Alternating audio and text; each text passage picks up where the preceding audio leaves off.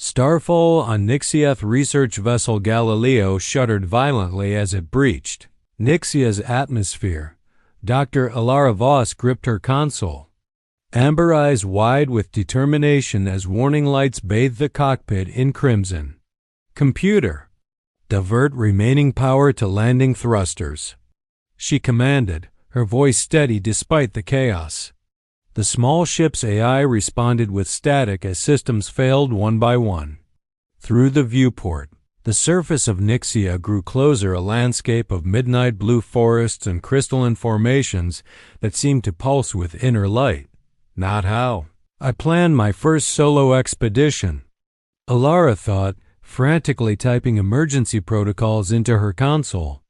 The Interstellar Research Coalition had granted her this mission to study Nixia's unique bioluminescent ecosystem, not crash into it. The Galileo clipped a floating rock formation and spun wildly before slamming into a clearing. The impact threw Alara against her restraints before darkness claimed her dot. She woke to the sensation of being watched. Opening her eyes, Alara found herself lying on something soft, surrounded by walls that seemed alive with subtle pulses of blue light. Her head throbbed as she tried to sit up. "The human awakens," came a voice like distant chimes. A figure emerged from the shadows, tall and lithe, with skin that shimmered with a faint azure luminescence. His features were almost human, yet more refined, with high cheekbones and eyes that reflected light like opals.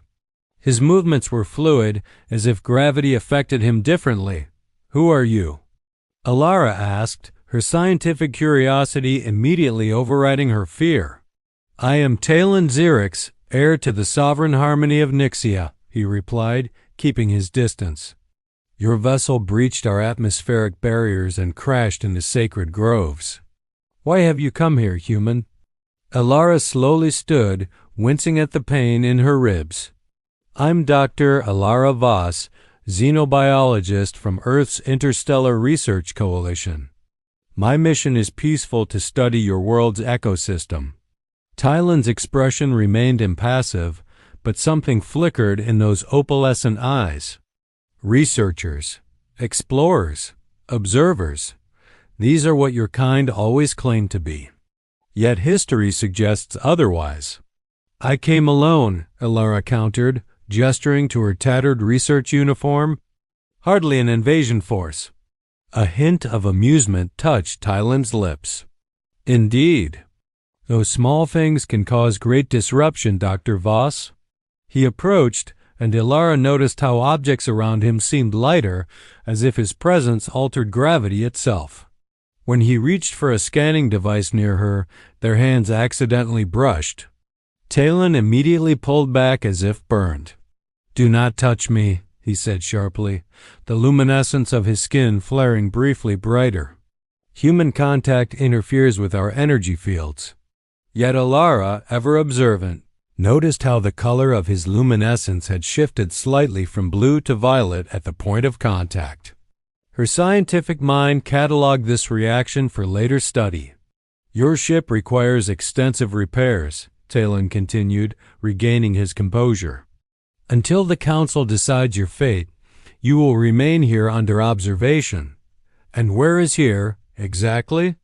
Alara asked, moving toward a translucent wall that revealed a breathtaking view of a city built among massive crystal formations.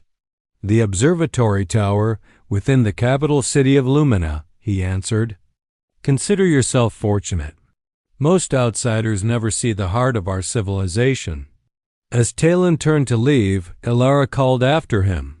"Wait, my research materials will be examined for threats," he finished. "Rest now, Dr. Voss. Tomorrow brings many questions." After he departed, Alara sank back onto the strange, responsive bed. Above her, the ceiling revealed a sky filled with stars unfamiliar to Earth eyes and two moons, one silver, one with a distinct purple hue beginning their nightly dance out despite her predicament. Excitement bubbled within her. No human had documented Nixian culture this closely before. And Prince Talon, with his gravitational abilities and curious reaction to her touch, was perhaps the most fascinating specimen of all. The language of light morning on Nixia arrived with a gradient of purples and blues, filtering through the crystalline walls of Alara's chamber. She had spent hours documenting observations in her recovered datapad, the atmospheric composition, the resonant hum that seemed to permeate the city, and most intriguingly, the Nixian's apparent ability to manipulate gravitational fields. A soft chime announced Tylen's arrival. Today he wore ceremonial attire, flowing fabrics that captured light and reflected it in mesmerizing patterns. "The council has deliberated," he announced without preamble. "You are permitted restricted access to our public domains for research under my supervision." Alara tried to contain her excitement. "Thank you. That's more than fair." "It was not unanimous," Talon admitted, his opalescent eyes studying her. "Many remember the last human expedition that came to study us, only to attempt extracting our resonance crystals." "I'm not them," Alara said firmly. "Science should bridge worlds, not exploit them." Something shifted in Tylen's expression, a subtle softening. "We shall see if your actions match your words, Dr. Voss." Their first excursion took them to the cultivation terraces, where massive floating platforms housed Nixia's agricultural systems. Alara marveled at plants that grew in spirals, defying traditional gravity. "The gravitational manipulation, is it technological or biological?" she asked as they walked. "Both," Talon replied, demonstrating by lifting his hand. A nearby fruit detached from its branch and floated gently toward them. "Our ancestors developed biotech symbiosis millennia ago. Technology enhances what is naturally ours." When he offered her the fruit, a translucent orb with swirling violet nectar inside, their fingers nearly touched again. This time, Talon hesitated rather than pulling away immediately. "You may sample it," he said softly. "It's compatible with human physiology." The fruit burst with complex flavors on her tongue, sweet, tart, with notes she had no reference for. "It's extraordinary," she breathed. "You are easily impressed," Talon remarked, though Alara detected amusement in his tone. As days passed, their scientific exchanges grew more comfortable. Alara shared Earth's biological diversity, while Talon explained Nixian energy harmonics. She noticed how he gradually allowed himself closer to her, his initial aversion to proximity fading. One evening, as they catalogued bioluminescent flora in a secluded garden, a stunning woman with silvery luminescence approached. "Brother," she called, her melodic voice carrying an edge. "The ascension preparations require your attention." "Princess Lyra," Talon introduced. "My sister, Alara Voss of Earth." Lyra barely acknowledged Alara. "The resonance chamber awaits you. Delegate your supervision duties to someone else." After she departed, an uncomfortable silence fell between them. "Ascension?" Alara finally asked. Tylen's luminescence dimmed slightly. "In 30 days I complete my ceremonial bonding to the planetary energy grid and take my place as sovereign. It requires certain commitments, like marriage?" Alara guessed. "A unity bond with a compatible Nixian," he confirmed, not meeting her eyes. "Lady Zara of the Northern Harmonies has been selected. Our resonance signatures are complementary." "I see," Alara said, surprising herself with the disappointment that washed through her. "Congratulations." "It is duty, not choice," Talon replied, his voice suddenly distant. That night, alone in her chamber, Alara recorded her findings but found her thoughts drifting to Talon not as a research subject, but as a person caught between tradition and his own desires. She wondered what it would feel like to really touch him. Without the careful distance they maintained in the dim light, she noticed her recovered scanner detecting unusual energy readings from her own body. After nearly 2 weeks on Nixia, Something was changing in her cellular structure, subtle adaptations to the planet's unique radiation. The scientist in her was fascinated. The woman in her wondered if it might somehow bridge the gap between their worlds. Forbidden orbits. Incident at the Resonance Falls changed everything. Alara had been collecting water samples, while Talon conferred with local keepers. A young Nixian child, fascinated by the strange colored human, had ventured. Too close to the water's edge were predatory. Luminutes lurked. Elara spotted the danger. Instantly, the telltale ripple pattern she documented days earlier. Without hesitation, she lunged forward, pulling the child back as serrated jaws snapped, where tiny feet had been moments before. The child's frightened cry brought everyone running. Talon arrived to find Alara cradling the trembling youngster, her hands glowing faintly where they contacted Nixian skin. "She saved Miri," the keeper explained in awe. The human knew about the Luminute's hunting pattern. That evening, whispers spread through Lumina. The human scientist had protected one of their own. More significantly, she had touched a Nixian child without causing the expected energy disruption. Later, Talon sought Alara in her chamber. "You risked yourself for Miri today."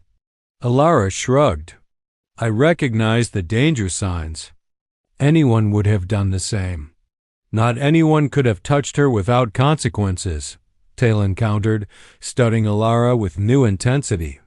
"Your cellular structure is adapting to our resonance fields. Unprecedented." He stepped closer, the closest they'd ever been. "There is something I wish to show you. Something few outsiders have seen." Before dawn, they slipped away from the city in a small gravitational skiff. Talon guided them through mist-covered canyons until they reached a massive doorway embedded in crystalline rock. "The ancient archives," he explained, pressing his palm against symbols that illuminated at his touch. "Records dating back to the first convergence." Inside, holographic displays activated, showing images that made Alara gasp. Humans and Nixians standing together, building together, and in some images, clearly living together. "Our species have met before," she whispered. "Over 4,000 years ago," Talon confirmed. "A collaboration that brought prosperity to both worlds before a cataclysm forced separation. This history has been largely suppressed. It contradicts our current doctrine of isolation." As they moved deeper into the archives, their hands brushed accidentally. This time, neither pulled away. Instead, Talon cautiously intertwined his fingers with hers. Where their skin met, a soft glow pulsed between them. "It doesn't hurt," he murmured, sounding amazed. "No," Alara agreed, heart racing at his touch. "It feels right." The moment shattered as Talon's communicator chimed urgently. His expression darkened as he read the message. "An Earth vessel has entered orbit," he said, "demanding to speak with the Sovereign about a missing scientist." Alara's stomach dropped. "The Coalition sent someone after me?" "My expedition wasn't due for contact for another month." When they returned to the city, the situation became clear. Commander Vex Harlow stood in the diplomatic chamber, his imposing figure in stark contrast to the ethereal Nixian surrounding him. Alara recognized him immediately, her former research partner and fiancé, whose ambition had driven them apart 2 years ago. "Alara!" Vex exclaimed upon seeing her. "Thank God. When your emergency beacon activated, I pulled every string to lead this rescue mission." Before she could respond, he pulled her into an embrace that felt intrusive after weeks among the touch-conscious Nixians. Over Vex's shoulder, she saw Talon's luminescence flare with a color she'd never seen before, a deep, stormy indigo. "As you can see, Commander," Princess Lyra interjected coldly, "Dr. Voss is quite well. Your rescue appears unnecessary." "That's not for you to determine," Vex countered. We have protocols for compromised personnel. Dr. Voss is returning with us for debriefing. I'm not compromised, Ilara objected, stepping away from him. My research is just beginning to yield results. Groundbreaking results. As the diplomatic standoff escalated, Ilara caught Tylen's gaze across the chamber. In that moment, they both recognized a truth neither dared speak aloud. Her departure would leave an emptiness no science could measure. And with his ascension approaching, time for any alternative was rapidly running out. Gravity's pull, the arrival of the Earth delegation transformed Ilara's carefully constructed research routine into a diplomatic minefield. Commander Vex Harlow had brought a team of 5 ostensibly for her protection, but clearly to assess Nixian capabilities. You've gone native, Vex remarked during a private moment in her quarters, eyeing her Nixian-styled clothing and the adaptive tech she'd integrated into her equipment. The Coalition is concerned about your objectivity. My objectivity is precisely why I should stay, Ilara countered. I've discovered something critical, Vex. The Nixian energy fields are destabilizing. She pulled up her research data, showing declining luminescence patterns across generations of Nixian flora and fauna. Their entire ecosystem operates on gravitational resonance. But readings show a 30% decline over 3 centuries. And this concerns Earth. How? Vex asked, the ambition she'd once found attractive now striking her as callous. Because we might help each other. Human quantum stabilization technology could potentially reverse the degradation. And the applications for Earth would be revolutionary clean energy, gravity medicine, space travel advancements. Vex's expression shifted to calculation. That's actually worth pursuing, but through official channels with proper coalition oversight. The Nixians won't accept a research army invading their privacy, Ilara insisted. They need to trust us first. As preparations for Tylen's ascension ceremony accelerated, Ilara found herself caught between worlds. During formal functions, she stood with the Earth delegation while Tylen was surrounded by Nixian nobility, including Lady Zara, a willowy figure whose luminescence harmonized perfectly with the prince's. Whenever they were near, it was during one such gathering that Princess Lyra unexpectedly approached Ilara. Walk with me, she commanded, leading Ilara to a secluded balcony overlooking the crystal spires of Lumina. My brother has delayed the Unity Bond ritual twice. The elders grow concerned. Ilara maintained a neutral expression. I'm not sure how this involves me. Don't insult my intelligence, human, Lyra said, her silver luminescence flaring. I've seen how he looks at you, how his resonance changes in your presence. We've developed a scientific rapport. It is more, Lyra interrupted, and it endangers everything. The ascension requires complete harmonic alignment. Anything less could damage both Tylen and our energy grid. Ilara felt a chill despite the warm evening. I would never want to harm him. Then know your place in this, Lyra said, softening slightly. The fate of our world rests on traditions maintained for millennia. Later that night, unable to sleep, Ilara found herself drawn to the resonance gardens.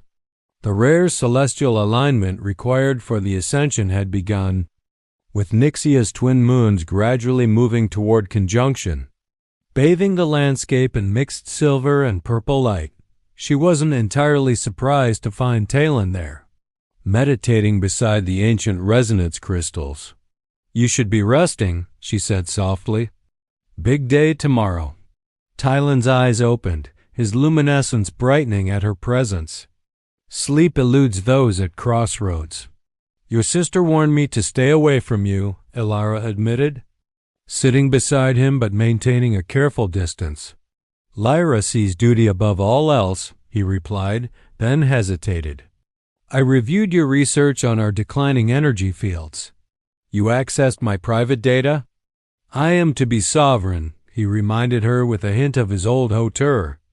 Nothing affecting Nixia remains hidden from me. His expression softened. Your analysis is correct. Our world is dying, slowly but inevitably. Elura's scientific mind raced. The ascension, could it help stabilize the degradation? Temporarily. But each generation's bond grows weaker. He looked up at the approaching lunar conjunction. My father's ascension lasted 30 years. Mine might sustain us for 20. Unless we find another solution, Elara suggested. A collaboration. The traditionalists would never accept outside intervention, Talon said bitterly. They would rather maintain our isolation until the last crystal dims. Then change their minds, Elara urged, moving closer. As sovereign, you could? As sovereign, I am bound by even more constraints, he interrupted, then added more gently. But perhaps with the right partner. The weight of his implication hung between them. Impossible yet tantalizing. Talon, she whispered. His name feeling intimate on her lips. In the confluence of the moon's light, he finally reached for her deliberately. Their hands met, and the now familiar glow illuminated between them, stronger than before, pulsing with both their heartbeats. The archive showed human Nixian pairs, Elara murmured. It was possible once. In a time before division, he agreed, his fingers tracing her palm with feather-light precision. When connection was valued above separation. Something changed in the air around them. The gravitational field seemed to bend, creating a bubble where they existed apart from the world's demands. Talon's control of his abilities had never been more evident nor more beautiful. I've studied your cellular adaptation, he confessed. You're developing resonance receptors. Your human DNA is extraordinary. His face was closer now, luminescent skin casting a gentle glow across her features. The scientist in her noted every detail, how his pupils dilated, how the pattern of light beneath his skin formed. Intricate fractals. The woman in her simply wanted him closer. When their lips finally met, the energy that had been building between them since that first accidental touch flowed freely. Elara felt weightless, literally rising several inches off the ground within their shared gravitational field. The kiss deepened, worlds colliding in the most intimate of ways. For precious moments, duty and difference fell away, leaving only connection in its purest form. When they finally parted, breathless and glowing, reality crashed back. Tomorrow Talon would ascend. Tomorrow he would bond with Lady Zara and take his place as sovereign. I should go, Elara whispered.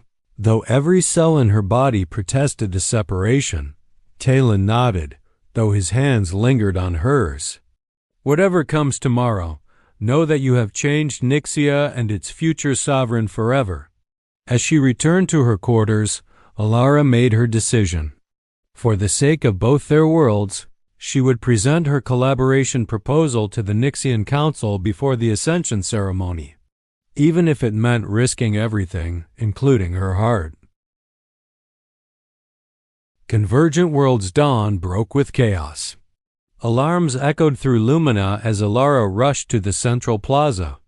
A crowd had gathered, faces turned skyward where the Earth diplomatic vessel hovered at an odd angle, energy discharges crackling across its hull. What's happening? She demanded, finding Vex coordinating with his team via communicator. Sabotage, he answered grimly. Someone overloaded our propulsion systems. We're losing stability on the verge of a catastrophic failure that could take out half the city. Horror washed over her. Who would traditionalists? Came Talon's voice as he strode into the plaza, ceremonial ascension robes flowing around him. Those who would rather destroy your ship than risk collaboration between our worlds. Princess Lyra appeared at his side. The council is evacuating the city. Brother, you must proceed to the resonance chamber immediately.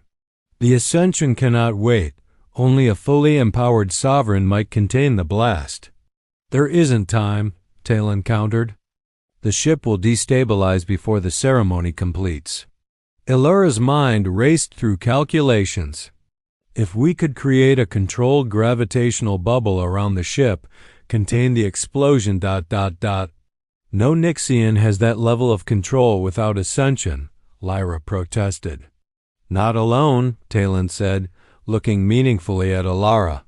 But perhaps not alone. Understanding dawned in Ilara's eyes. Our resonance harmony during our connection, you controlled gravity beyond normal parameters. It's too dangerous, Lyra insisted. An untested theory based on forbiddance interaction. It's our only chance, Talon replied, already removing his ceremonial outer robes. Vex grabbed Ilara's arm. What are you planning? To save your ship in this city, she answered, pulling away. Trust me, Vex, this is why I became a scientist, to build bridges, not walls. As the ship's energy fluctuations intensified, Talon and Ilara positioned themselves in the plaza center. Around them, Nixians watched with a mixture of fear and fascination. Follow my resonance, Talon instructed, taking both her hands in his. Let your adaptation synchronize with my field. As their energies merged, Ilara felt the now familiar weightlessness, but magnified 100-fold. Their combined luminescence created a swirling aurora around them, expanding outward and upward toward the failing ship. The effort was enormous. Ilara's body burned with energy never meant for human channeling. Through their connection, she felt Talon's strength flowing into her, his gravitational control extending through their shared field. Together, they created a perfect containment bubble just as the ship's engines detonated. The explosion bloomed within their gravitational field, beautiful and terrifying in its suspended state. Every fragment held in perfect stasis. Now, Talon gasped, we disperse it. With the final surge of their combined power, they diffused the explosive energy, transforming deadly force into harmless particles that dissipated into Nixia's atmosphere in a spectacular light show. The effort left them both collapsed in the plaza, still faintly glowing and clinging to each other as Nixian healers rushed forward. Hours later, in the resonance chamber, the Nixian High Council convened an emergency session. Ilara, still recovering, stood beside Talon before the assembled elders, diplomats, and citizens. What we witnessed today was unprecedented, the chief elder announced. A human Nixian energy synchronization more powerful than any recorded in our history. Lady Zara stepped forward, her luminescence dignified despite the circumstances. I release Prince Talon from our arranged unity bond. What has manifested between him and the Earth scientist is clearly the will of the resonance itself. Murmurs spread through the chamber until Princess Lyra raised her hand for silence. Before judgment is passed, the archives must speak. She activated a crystalline data node, projecting ancient text into the chamber. The prophecy of convergence, the chief elder translated. When twin worlds drift toward darkness, those who bridge the divide shall restore balance through harmony. The oldest council member hobbled forward, pointing a gnarled finger at Ilara and Talon. The human cellular adaptation is not random. It is the fulfillment of what was foretold. Their connection mirrors the ancient symbiosis that once sustained both worlds. Talon addressed the assembly, his voice strengthening. My ascension will proceed, but with a new vision. Nixia need not face decline in isolation. Earth's quantum technology combined with our gravitational science can restore our failing energy fields. And benefit both our worlds, Ilara added. A true partnership has existed before. Commander Vex, watching from the diplomatic section, stepped forward. The coalition will want assurances, oversight, exclusive rights to. The coalition will receive a fair alliance. Talon interrupted, the authority of his soon-to-be position evident. Neither exploitation nor subservience, but true collaboration. In the days that followed, Elara found herself in an unprecedented position, Earth's first ambassador to Nixia and scientific liaison for the new Joint Energy Restoration Project. More personally, she became the first human in 4 millennia to participate in a Nixian ascension ceremony. The ritual, modified to accommodate their unique bond, took place beneath the fully aligned twin moons. As Talon connected to the planetary energy grid, Elara's presence stabilized the flow, their compatible resonances creating a stronger bond than any sovereign had achieved in generations. The transition phase will last 1 full cycle, Talon explained afterward as they stood on the private balcony of the sovereign's quarters, during which we must remain on Nixia. And then? Elara asked, watching their intertwined fingers glow with shared energy. And then we become travelers, he said with a smile that still felt new on his once solemn face. Ambassadors between worlds that should never have been separated. He drew her closer, the gravitational field around them shifting to create their own private orbit. The archives speak of human Nixian pairs who could navigate the stars through combined resonance alone. A theory worth testing, Elara murmured against his lips. Scientifically speaking, of course. Of course, Talon agreed, his luminescence brightening with emotion as the distance between them disappeared once more.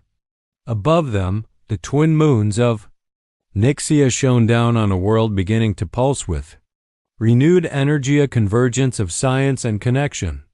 That promised to light the way forward for 2 civilizations rediscovering their shared destiny among the stars.